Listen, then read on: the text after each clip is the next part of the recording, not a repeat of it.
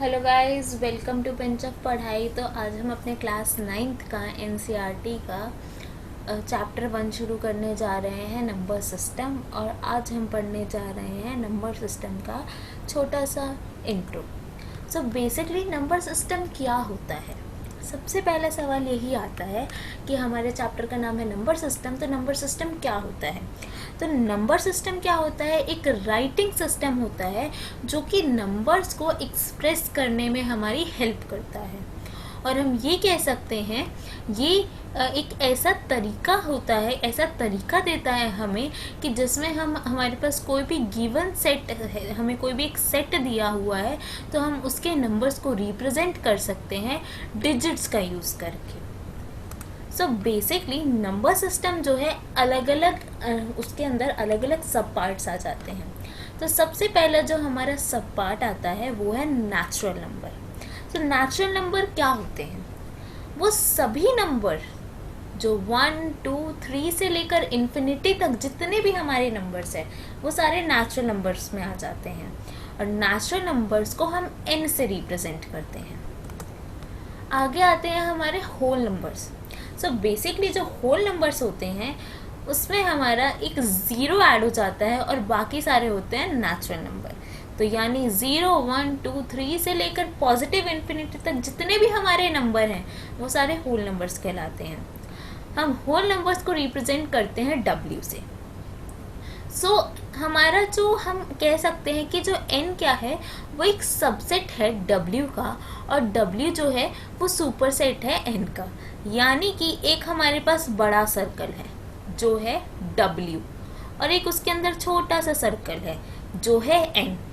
n छोटा circle इसलिए है क्योंकि उसके पास 1, 2, 3 से लेकर इन्फिनिटी तक की डिजिट्स हैं, और W बड़ा सर्कल इसलिए है क्योंकि उसमें ज़ीरो भी है।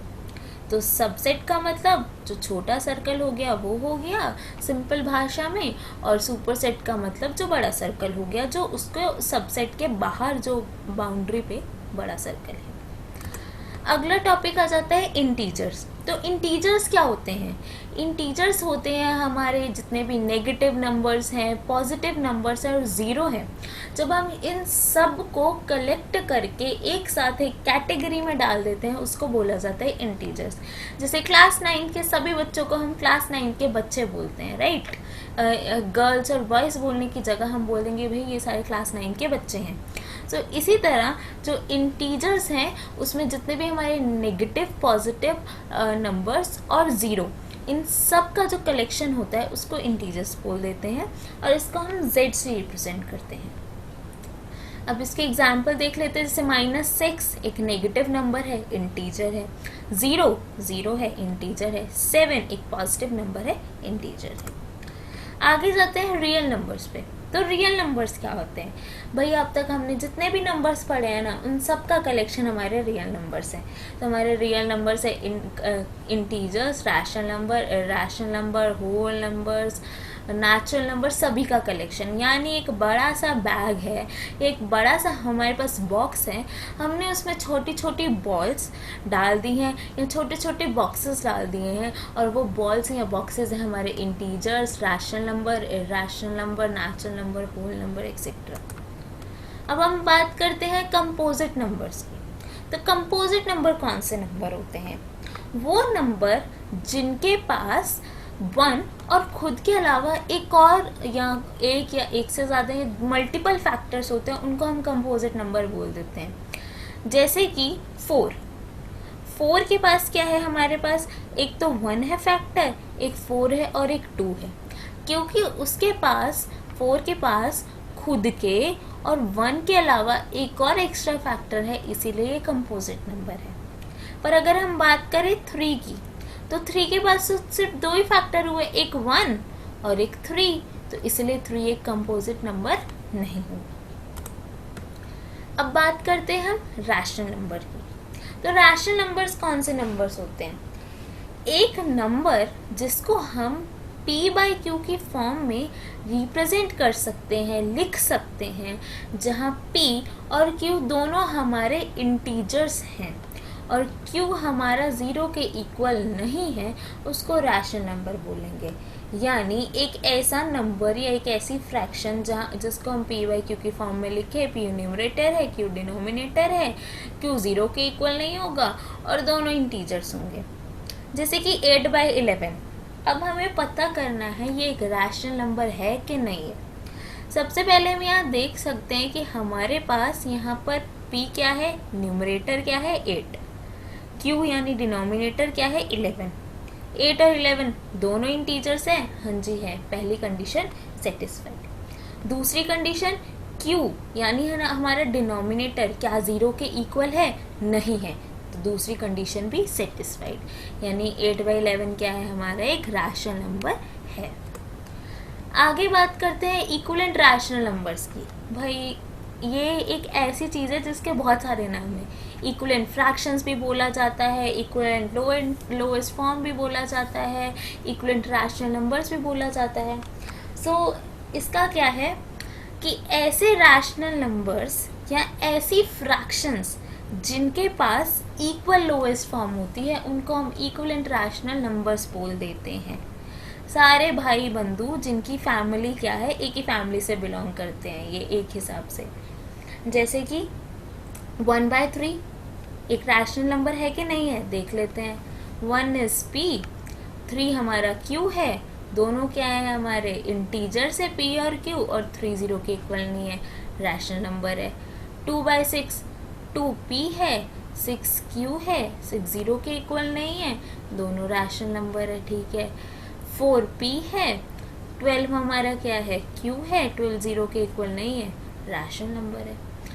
अब इनकी लोएस्ट फॉर्म इक्वल है। 1/3 की लोएस्ट फॉर्म क्या होगी, 1/3। 2/6 की लोएस्ट फॉर्म क्या होगी, 1/3। 4/12 की लोएस्ट फॉर्म क्या होगी, 1/3। तो तीनों की लोएस्ट फॉर्म इक्वल आ रही है, यानी एक हिसाब से तीनों क्या है, एक दूसरे के कजन्स हो गए, तो इसलिए ये हमारे इनकी क्योंकि लोएस्ट फॉर्म इक्वल है तो ये हमारे इक्विवेलेंट रैशनल नंबर्स कहलाएंगे। आगे बात करते हैं कोप्राइम नंबर्स की। अब कोप्राइम नंबर्स क्या होते हैं, हमारे पास एक रैशनल नंबर है p/q और उस p/q में हमारे जो p और q है अगर उनके पास 1 के अलावा कोई भी और कॉमन फैक्टर नहीं है तो उन दोनों को हम कोप्राइम नंबर बोलेंगे। जैसे कि 8/11 हमने अभी पीछे पढ़ा था, 8/11 हमारा रैशनल नंबर है क्योंकि 8p है, 11q है और हमारे दोनों इंटीजर्स हैं और 11 0 के इक्वल नहीं है, तो ये क्या है, एक रैशनल नंबर है। और 8 और 11 के पास कॉमन फैक्टर क्या है, 1 के अलावा इन दोनों के पास कोई भी कॉमन फैक्टर नहीं है, 1 के अलावा कोई भी ऐसी टेबल नहीं है जिसमें दोनों एक साथ आते हों, तो इसीलिए ये हमारे कोप्राइम नंबर हैं। अब बात करते हैं प्राइम नंबर्स की। प्राइम नंबर वो नंबर है जिनके पास सिर्फ 2 ही फैक्टर होते हैं, एक तो 1 और एक वो खुद। जैसे कि 2 और 3। 2 के पास 2 फैक्टर है, 1 और 2 खुद। 3 के पास 2 ही फैक्टर है, 1 और 3 खुद। इसी तरह हमारे पास बहुत सारे प्राइम नंबर्स होते हैं जैसे कि 5, 7 एक्सेट्रा एक्सेट्रा।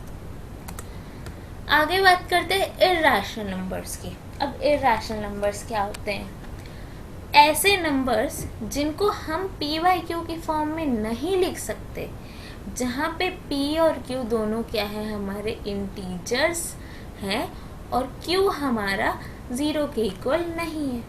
सारी डेफिनेशन रैशनल नंबर वाली बस यहाँ पे कैन नॉट आ गया है, बट एग्जाम्पल सेम नहीं है। जैसे √2 p/q की फॉर्म में नहीं एक्सप्रेस कर रहे, यहाँ पे फ्रैक्शन में नहीं लिखा है, और अगर इसको इसके नीचे देखा जाए तो 0 नहीं है। अगर किसी भी नंबर के नीचे 0 आ गया तो वो क्या बन जाता है, इन्फिनिटी। √3 नहीं है, हमारा इरेशनल नंबर है, रैशनल नंबर नहीं है। √15 पाई, जैसे ये 0.10110111100000 एंड सो ऑन, ये सारे हमारे इरेशनल नंबर्स हुए।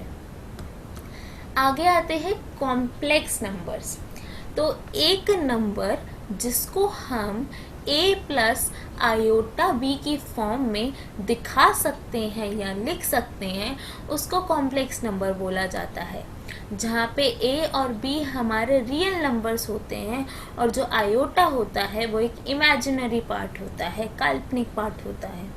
आयोटा जो होता है वो √-1 के इक्वल होता है। जैसे कि 2 + 3 आयोटा, यहाँ पे a 2 है, 3 b है, दोनों रियल नंबर्स है और आयोटा हमारा √-1 के इक्वल होगा। सिमिलरली 5 - 4 आयोटा, 5 जो है a है, b -4 है और जो हमारा आयोटा है वो √-1 के इक्वल होगा। अब हम बात करते हैं नंबर लाइन की। तो नंबर लाइन क्या होती है? नंबर लाइन भैया एक स्ट्रेट लाइन है जो कि सभी रियल नंबर्स को रिप्रेजेंट करने के लिए एक जगह देती है, यानी एक स्ट्रेट लाइन जिसपे हम सभी रियल नंबर्स को दिखा सकते हैं। हर एक पॉइंट नंबर लाइन का एक रियल नंबर को दिखाता है। अब इसमें कुछ पॉइंट है जो हमें याद रखना है। सबसे पहली बात, जो इंटीजर्स में हम पढ़ के आए थे कि सबसे बड़ा जो नेगेटिव नंबर होता है वो हमारा सबसे छोटा नंबर होता है और सबसे जो छोटा नेगेटिव नंबर होता है वो सबसे बड़ा नेगेटिव नंबर होता है। थोड़ा सा कंफ्यूजिंग है। जैसे कि हम बात करते हैं इस नंबर लाइन पे कि ये हमारा 0 है, इस साइड हमारे जितने भी नंबर्स आएंगे वो पॉजिटिव होंगे, इस साइड जितने भी नंबर आएंगे वो नेगेटिव होंगे। अब बात करते हैं -3 की।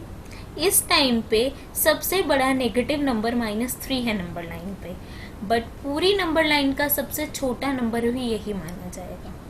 अगर हम पूछेंगे सबसे बड़ा नेगेटिव नंबर कौन सा है हमारे पास, तो हमारे पास सबसे बड़ा नेगेटिव नंबर जो होगा वो होगा -1।